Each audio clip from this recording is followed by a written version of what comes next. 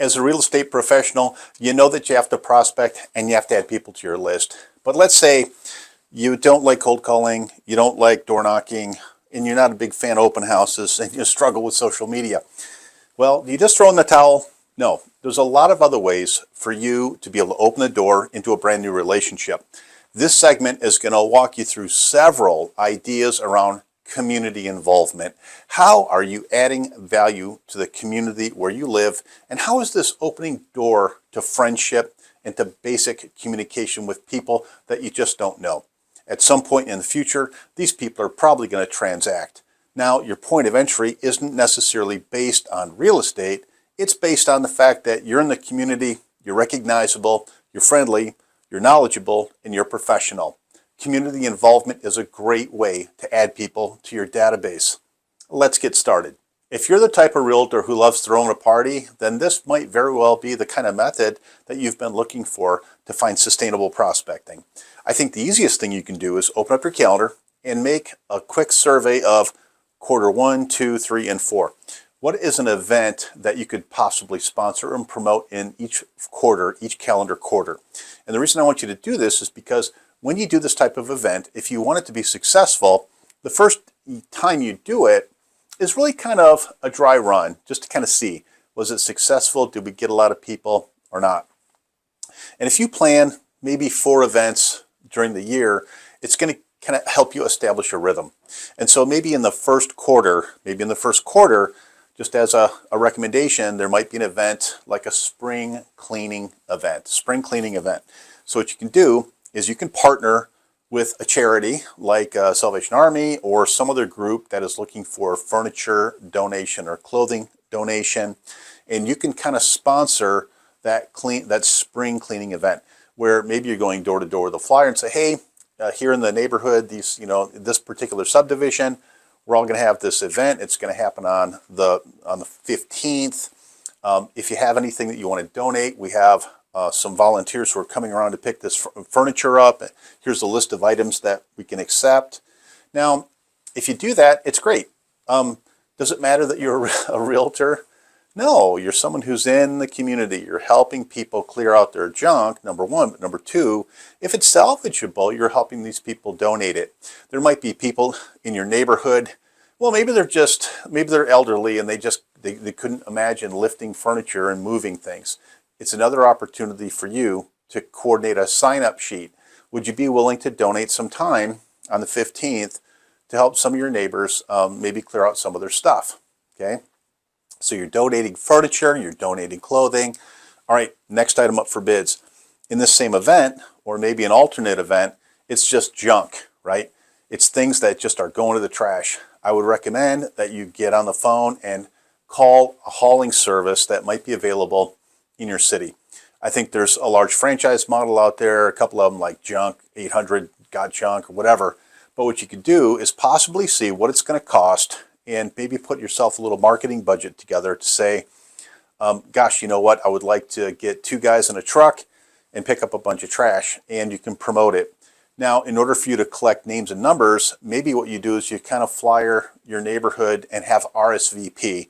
In order for us to estimate how many trucks we need, I need to know if you'd like to participate. Pretty easy thing to say. Is there anything in your house that you'd just like to give away or is junk? If so, we'd love you to register in advance because we have to estimate what the need is. Oh, also, is there anybody in your household that might consider volunteering some of their time to help us maybe move some of this furniture or maybe help people who just aren't physically able to do it themselves? Man, oh man, what a simple dialoguing point. Maybe spring is spring cleaning event. Maybe this is the first event. Now, it doesn't matter where you are in the calendar. You can always do this type of event. But hey, it seems like it might be a pretty natural fit to do it at the beginning of the year. Another great idea that's worked really effectively is plant a tree. Plant a tree program.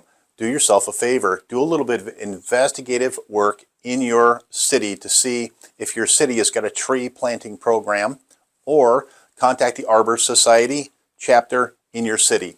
Many cities across the United States have some kind of tree planting program where in fact you can go get a free tree from somewhere and plant it, right? What does this do? You can go door to door. Hey, I'm Don Stanek and I do work with XYZ Realty, but the reason I'm here today is because I'm helping people put trees in their yard. What? Yeah, whoa, what's this all about? What a great idea.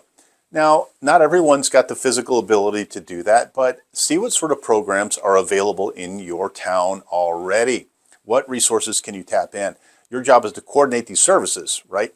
Doesn't mean you're out there with a shovel, but what if you had a sign-up sheet of ready, able-bodied, ready people who wouldn't mind? Oh, you know what? I'd like to donate 4 or 5 hours of my time on Sunday to plant some trees. Oh yeah, where do we get these trees? You know what? I've got a truck. I know a guy with a truck that can help. Okay, so you don't want to pick up people's trash or deal with their furniture, and you don't like trees? What do? I think you should have a pet adoption event. Every county in the United States has got a dog catcher. Go to the county pound and take a look and see what kind of program they have already in place for pet adoption. They might have a program and a venue that's already available, and all you have to do is volunteer a little bit of time and effort to promote it, right? It gives you a legitimate reason for you to walk through your neighborhood and talk about, homeless dogs and cats, right? Maybe you're going to stumble across someone who's having a problem with their pet. Maybe you can befriend that person and help them connect these services. I'm not recommending that you're a veterinarian, but what I am saying is that if people in your neighborhood know that you're around and you're available and you're helpful and you sponsor this type of an event, I think you're a pretty decent person. Now, maybe the county dog catcher's got some kind of program, but if they don't, which I'm sure they do with APC, but if they don't, go to your big box pet store in your city.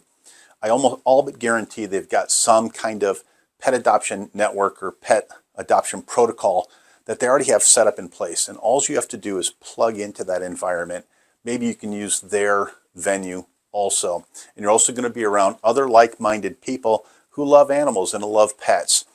Isn't this half the battle to getting to know someone who's a stranger, finding common interest or a common area that you can explore together? I think sponsoring a pet adoption event is a fantastic idea. Okay, maybe you don't want to pick up people's furniture or their junk, and you don't want to plant a tree, and you don't like dogs. What do? You know what? I think you should go and visit your local chapter of Habitat for Humanity and see how you might get plugged in to creating an event with Habitat for Humanity. They clearly already have volunteers in place, a system, a process, and a method for volunteers to plug into that.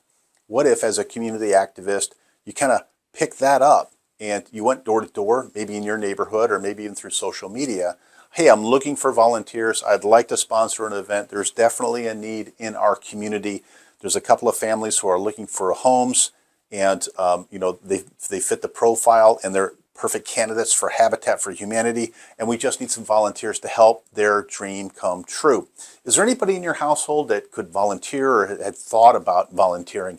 It doesn't matter what skill set you're in, yada, yada, yada. All the people at Habitat for Humanity can kind of walk you through the basics of the program and the dialogue. But you're a professional salesperson and you're a marketing person, which means you're probably going to be able to get some interest and get some excitement around a Habitat for Humanity project in your neighborhood. Okay, idea number 6, food drive. There's a lot of people that are in your city right now that are at food insecurity, and that is they just don't have enough money to keep enough food on the table for themselves or for their kids. Now, the truth of the matter is there's usually more focus on a food drive, usually like around Christmas, but I'll tell you, food insecurity doesn't take a holiday. And that is, there are people at risk for food insecurity in your world all over the place. You might be totally surprised at how many there are. So if you were just to do a really simple thing and coordinate an effort with a food bank in your neighborhood, maybe it's Second Harvest or one of the big ones, or maybe it's just a church or somebody else in your location, then maybe you can kind of get some volunteers together and coordinate this. And you put together boxes, and maybe it's in the 3rd quarter of the year instead of the 4th quarter of the year. And maybe it's, September, October-ish, somewhere around there. This way you're kind of getting ready for the Thanksgiving holiday. You're getting ready in preparation for the end of the year holidays, Christmas, or whatever you celebrate. Putting together a food drive is a great idea. And doing this on a regular basis year over year is also really, really impactful. In fact, any of these programs that we're talking about, the real power isn't in doing it one time. The real power is in doing it year after year, so you become known as that person who does that thing. You become locally famous for the program that you're putting together. A food drive is an excellent way to do that. You can have people donate boxes. Maybe you can even drop your logo on the box, maybe a business card in the box. I don't know. Maybe that's a little too tacky for you, but I'd do it.